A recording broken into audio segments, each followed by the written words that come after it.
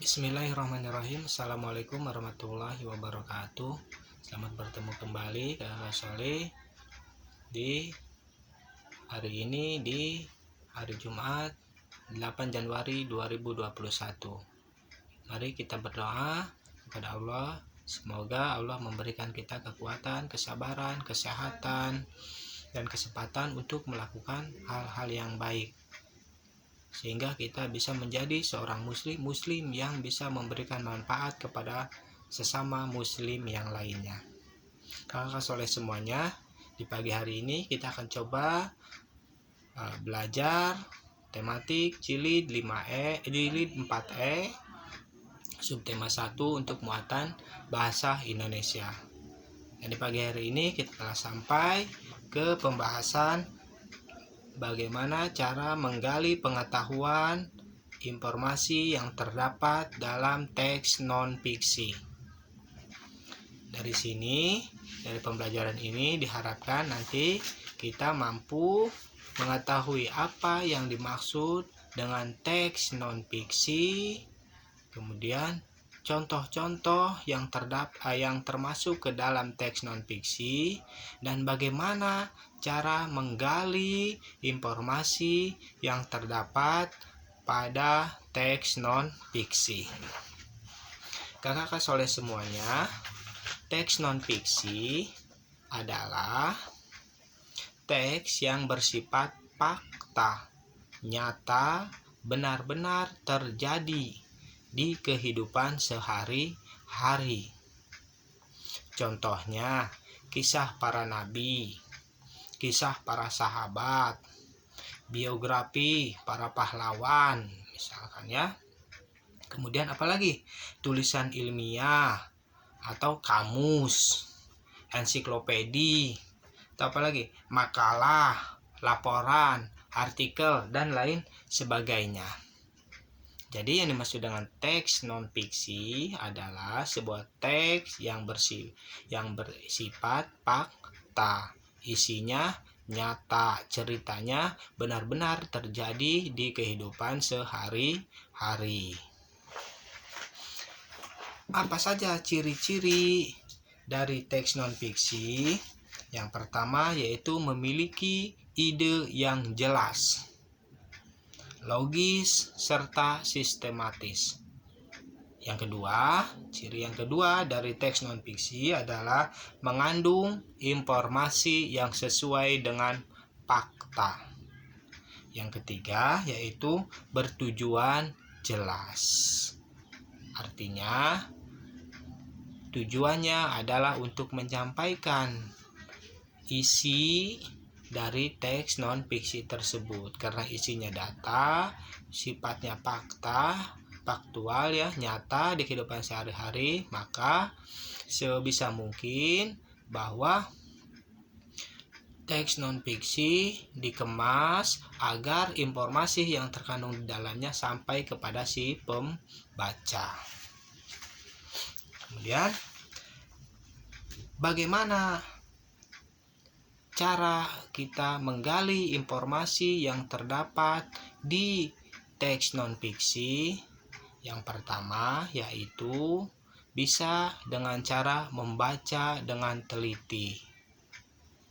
Kalau bisa nanti membacanya pelan saja, membaca dengan hati, karena biasanya kalau membaca dengan hati dengan pelan, biasanya dia akan lebih cepat tertangkap, cepat untuk pahamnya dengan apa yang dibaca ya.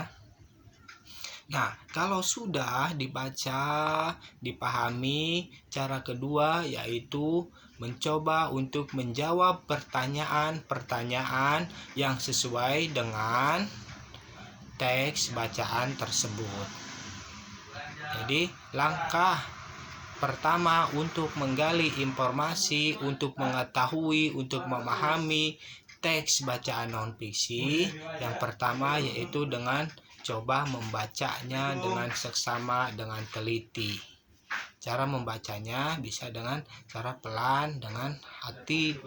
Kemudian yang kedua, selain dibaca, kita bisa dengan cara menjawab pertanyaan-pertanyaan yang sesuai dengan teks bacaan non-fiksi tersebut.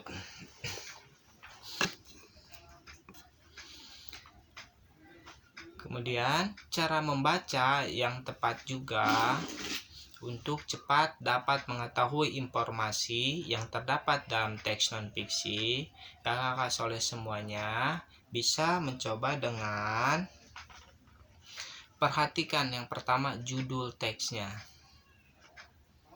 Judul teksnya kita bayangkan, misalkan silakan buka di halaman 24. Raja Purnawarman Pemerhati Pertanian. Kakak perhatikan judulnya Raja Purnawarman Pemerhati Pertanian. Kita bisa tahu tokohnya berarti Raja Purnawarman salah satunya. Kemudian bisa dibayangkan nanti kita akan bicara tentang apa? Judulnya tadi Pemerhati Pertanian. Berarti nanti akan berbicara tentang sekitar itu ya. Kemudian perhatikan judul teks, kemudian bacalah teks dengan seksama tadi yang Bapak bilang ya. Baca dengan perlahan, dipahami. Kemudian cara yang ketiga, cari semua kata kunci yang terdapat di tiap paragraf. Setiap ini satu yang menjorok seperti ini terhitung satu paragraf. Karena biasanya nanti ada kata kunci yang akan menjelaskan satu paragraf ini selain dari kalimat misalnya ya, kalimat nanti ada kata juga menjadi kata kuncinya. Kemudian yang ketiga, pahamilah kalimat utama yang mengandung kata kunci tersebut. Nanti kalau dicari satu kata, kemudian nanti kata ini juga kan merangkai menjadi sebuah kalimat. Nah, itu juga perlu dicari kalimat kuncinya agar nanti tidak capek-capek baca tapi kita tidak tahu ya. Atau itu juga bisa dipertanyakan untuk cara membaca cepat. Kemudian cari juga semua kalimat utama, bahwa semua kalimat utama itu bersifat penting. Perlu dipahami bahwa semua kalimat utama itu bersifat penting sehingga kita tidak mengabaikannya ya. Kakak soleh semuanya, semua pertanyaan biasanya mengandung masih ingat pelajaran sebelumnya cara membuat kalimat tanya? Iya, biasanya mengandung 6 unsur. Apa, di mana, kapan, siapa, mengapa, dan bagaimana. Atau kita singkat bisa disingkat menjadi adik Simba. A, adik Simba. A, apa? Apa? Kalimat tanya yang menggunakan apa biasanya dia bertujuan untuk menanyakan keadaan, perbuatan, atau benda, atau peristiwa. Adik Simba apa? A, sekarang tadi apa, sekarang di mana? Di mana biasanya untuk menanyakan tempat ya, tempat kejadiannya. K, adik. K, kapan? Kapan digunakan untuk menanyakan waktu.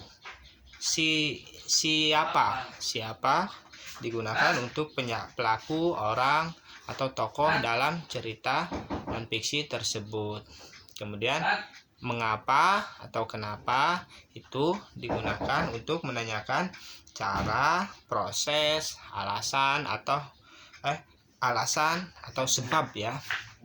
Kalau bagaimana, yang terakhir bagaimana atau how itu digunakan untuk menanyakan cara, proses, atau tahapan. Nah, jadi seperti itu kakak soleh semuanya. Kemudian kakak soleh semuanya, bahwa jawaban dari pertanyaan pun ada dua macam. Terkadang dia bersifat real gitu ya, atau tersurat, artinya tertulis jelas di teksnya ya. Kalau misalkan kita di ini Raja Purnawarman Pemerhati Pertanian. Raja Purnawarman adalah raja yang besar dari kerajaan Tarumanegara.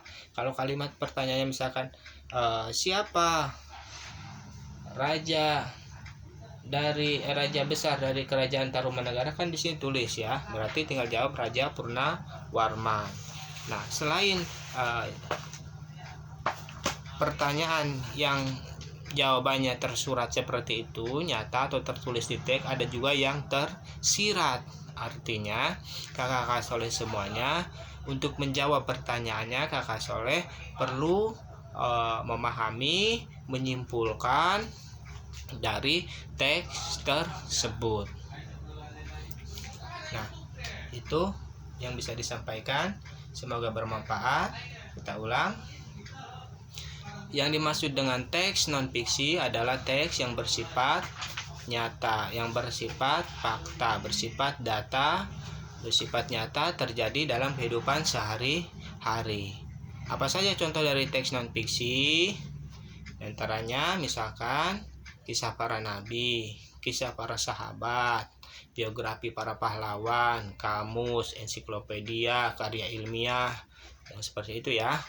Atau berita-berita di koran, kalau kakak soleh semuanya baca, misalnya itu bersifat data, bersifat nyata, dan termasuk ke dalam teks non-fiksi. Cara menggali informasi yang terdapat di teks non-fiksi, kakak soleh semuanya bisa dengan membacanya dengan seksama, dengan teliti, dan yang kedua yaitu dengan menjawab pertanyaan-pertanyaan yang sesuai dengan teks non-fiksi tersebut. Kita tutup. Subhanakallahumma bihamdik, asyhadu alla ilaha illa anta, astaghfiruka wa atubu ilaik. Jadilah anak soleh ya nak. Assalamualaikum warahmatullahi wabarakatuh.